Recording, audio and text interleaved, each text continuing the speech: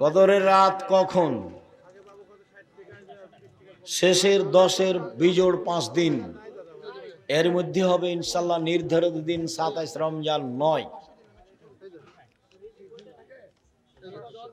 ফজরের আজান শুরু করা হলে কি খাওয়া বৈধ? জি খান। আজান হয়ে যাক তবুও খেতে থাকেন।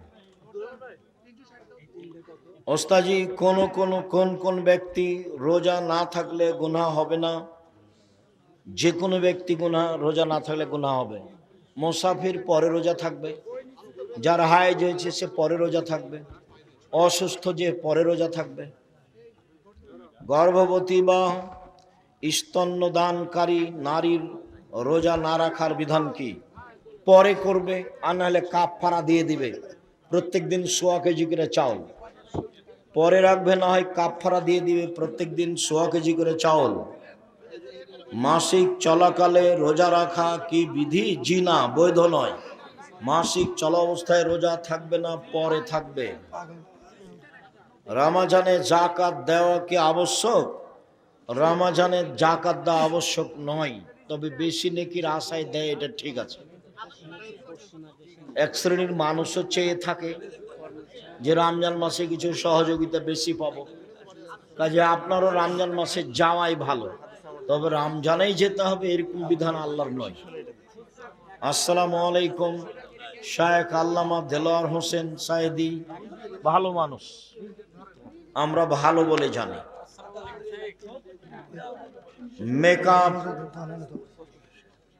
মেকআপ, পারফিউম, নেইল পালিশ রোজায় প্রভাব ফেলে কি? নেইল পালিশ হারাম, পতিতালয়ের মেয়েদের কাজ। ইহুদি খ্রিস্টানদের পতিতালয়ের মেয়েদের কাজ নখে নেইল পালিশ দেওয়া। তাছাড়া তারা যেগুলো মেকআপ এগুলো ব্যবহার করতে পারে বাড়িতে, তাতে রোজাতে কোনো সমস্যা নেই। আচ্ছা, জাযাকুমুল্লাহ খাইর, বারাকাল্লাহ। তওবা কিভাবে করব? রাতে 2 রাকাত সালাত আদায় করে হাত তুলে কান্নাকাটি করে বলুন, এই পাপার কোনোদিন করব না, তুমি আমাকে মাফ করো। চেষ্টা করো। মজা করে গোপনে ফোন বা SMS এ দুইজনকে 3 বার কবুল বললে কি হবে? ধর্ম কি তোমার বাবার সম্পত্তি? পাগলামি পেয়েছো? কোর্টের বিবাহ বাতিল, গতবারই তো বলে গেছি, কোর্টের বিবাহ বাতিল। সারা দুনিয়ার মেয়ে যদি কোর্টে বিবাহ বসে, সারা দুনিয়ার বিবাহ বাতিল। 10 ছেলের মা হয়ে গেলে একটা ছেলে জায়েজ নয়, সব হারাম, অবৈধ সন্তান। ওর বাপকে আবার বিবাহ পড়াতে হবে, আর বাপ না থাকলে ওর ছেলে পড়াবে, নইলে তার ভাই পড়াবে। বাপ ছাড়া ভাই ছাড়া বিবাহ হবে না, কোর্টের বিবাহ বাতিল। 4 থেকে 5 জন মানুষ একটা লাশ খাটে করে নিয়ে কবরস্থানের দিকে যাওয়ার সময় যদি লাশ পড়ে যায় তাহলে কি কোনো সমস্যা? না, কোনো সমস্যা নেই, পড়ে গেছে। আমি একজন নার্সিং স্টুডেন্ট, সেবা দেওয়ার জন্য অনেক সময় মেয়েদের শরীর স্পর্শ করতে হয়। সেবা দেওয়ার জন্য যদি জরুরি হয় তাহলে দিতে পারো, অন্যথায় পুরুষের চিকিৎসা করো, মেয়েরা মেয়ের করো। জরুরি সেবাই হতে পারে, প্রমাণে বুখারী মুসলিমের হাদিস। আল্লাহ নবী বললেন যে অমুক মহিলার কাছে একটা পত্র আছে, আলী তোমরা যাও, ওদেরকে পাবা পাবনা শহরের বাইরে ওই ঈশ্বরদী রোডে, কথার কথা। তো সাহাবীরা দৌড়াতে গিয়ে সেই ঈশ্বরদী রোডে ওখানে পেয়ে গেছে, গিয়ে বলছে পত্র দাও। তো বলছে আমার কাছে পত্র নেই। আছে? নেই। তখন সাহাবীরা বলছেন যে তোমাকে কাপড় খুলে উলঙ্গ করে পত্র বের করব, বের না করলে। তাহলে বোঝা যাচ্ছে যে প্রয়োজনে নগ্ন হতে পারে। পুরুষের কাছে চিকিৎসা মহিলারা নিতে পারে, না নেওয়া উত্তম। আমার পিতামাতা আমাকে না জানিয়ে কিস্তি উঠিয়েছে, এখন আমি তাদের সাথে থাকতে চাচ্ছি না। তুমি থাকিও না, ভিন্ন উপার্জন করে খাও, তোমার বাপ মাকে খাওয়ানোর চেষ্টা করো। বাহ, জাযাকুমুল্লাহ খায়ের, বারাকাল্লাহ। সাহারির শেষ সময় কিভাবে নির্ধারণ করা হয়? সূর্য আজানের কিছুক্ষণ পূর্বে, একাধিক হাদিস এটাই প্রমাণ হয়। 20 মিনিট, আধা ঘন্টা, মানুষ সেটাকে যেভাবে বুঝে এইটাই নির্ধারণ। তাতে 50 সেটা 60 100 আয়াত পড়া যাবে এরকম। শায়েখ, আপনারা যে নিজেই বলেন আল্লাহ রাতকে করছেন ঘুমানোর জন্য, কিন্তু এ রাতে আপনারা দিন প্রচার করছি যে সাহাবীরা তো, রাসূল তো পরিবারের সাথে কথা বলছেন, সাহাবীদের সাথে কথা বলছেন এশার সালাতের পরে। আমরা চেষ্টা করি 12টা, 12:30, 1টার মধ্যে কথা শেষ করা।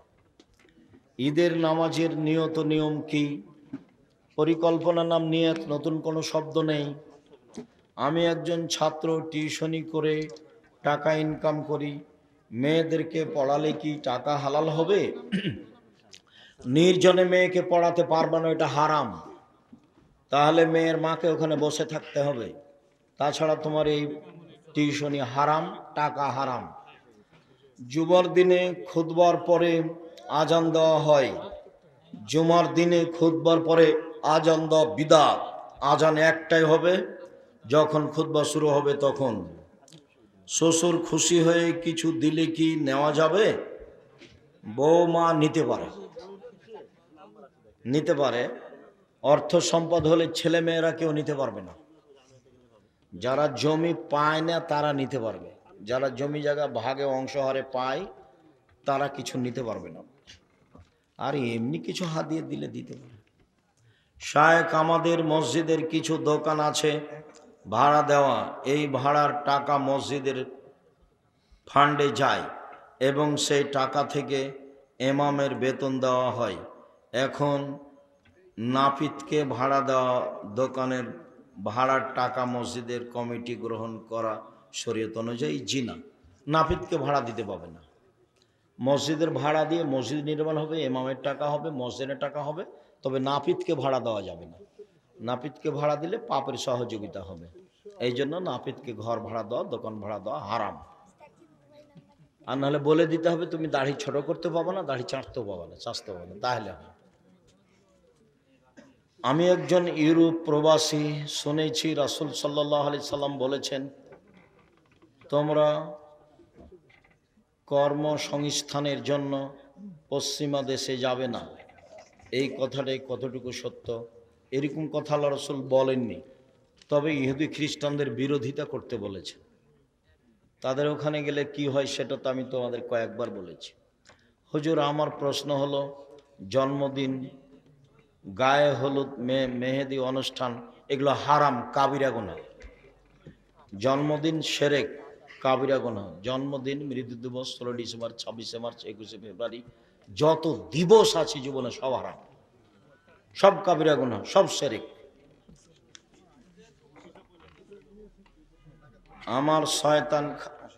আমাকে শয়তান খালি খারাপ চিন্তা ঢোকায়।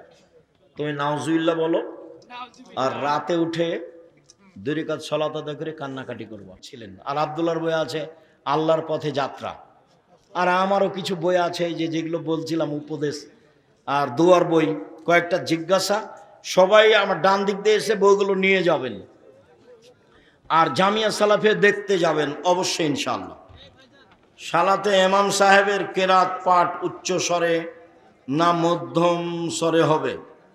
মধ্যম স্বরে হবে।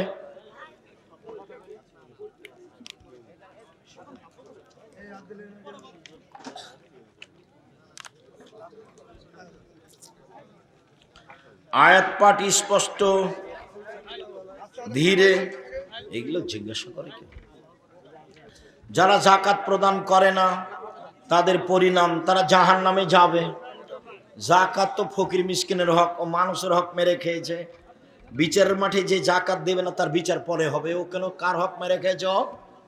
ফকির মিসকিনের। যে যাকাত দেয়নি সে কার হক মেরে খেয়েছে? ফকির মিসকিনের।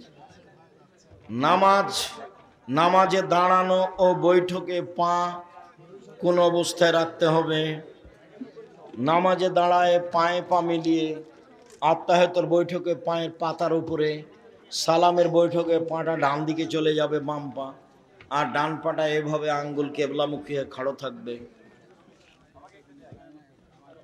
কোন এলাকায় কিছু হিন্দু পরিবার বাস করে, তাদের মাহারাম এবং গায়রে মাহারাম কারা? ভাই, শ্বশুর, বোনের ছেলে, ভাইয়ের ছেলে, ভাগ্নির ছেলে, ভাতিজার ছেলে, বাপ, এরা ছেলে, এরা সব মাহারাম। বাবা মা বিবাহ দিতে চায় না, এখন করণীয় কি? আমার সাথে কথা বলো, তোমার বাপের সাথে কথা বলে আমি তোমার বিবাহ দিয়ে দেবো ইনশাআল্লাহ। বিবাহ দিতেই হবে, হলো বাপের বোকামি, এটা হলো বাপের বোকামি।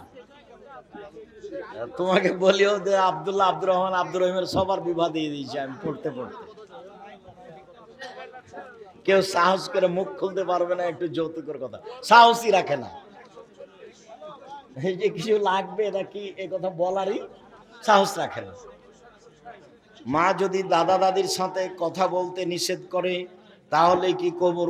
ওই মাকে খালা বলে ডাকো, আর দাদা দাদির সাথে কথা বলতেই হবে। সুলেখার ফাঁসে ও হলো বাপ, ওর আগের স্তরে ওই আছে, ওই হলো বাপ আর ওই হলো মা। দাদার দাদি ওরা বাপ মা, ওর সমান আগে। এই মাকে খালা বলে ডাকবা, এই ছেলে এই মাকে খালা বলে ডাকবা, ও মা নয়।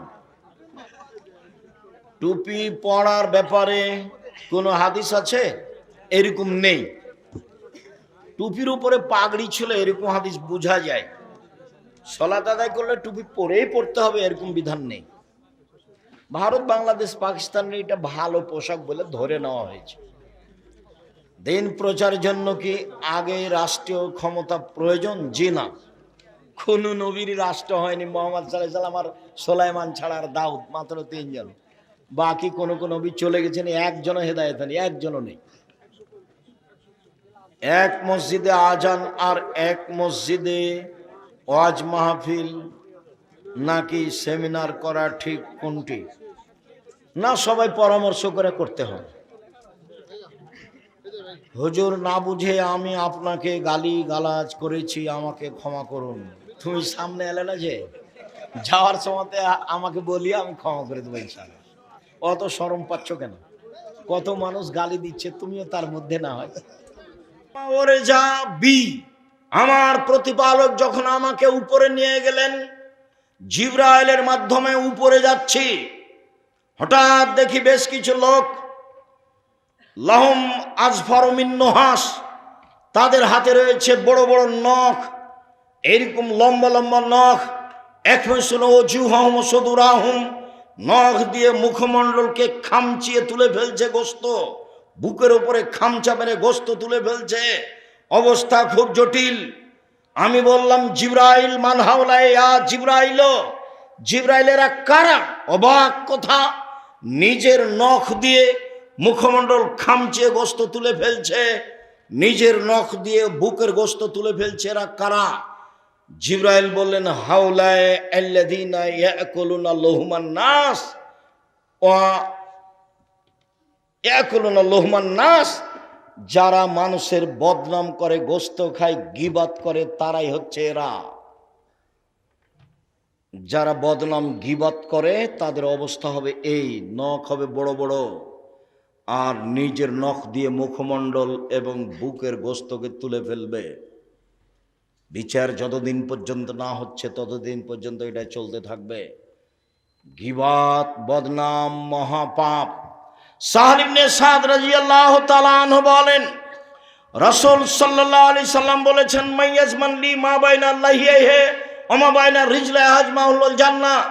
পৃথিবীর মানুষ শুনে রেখো, যে ব্যক্তি দুইটা জিনিসের জিম্মেদারি নিতে পারবে, আমি মুহাম্মদ সাল্লাল্লাহু আলাইহি সাল্লাম তাকে জান্নাতে নিয়ে যাওয়ার জন্য জিম্মেদারি নিলাম।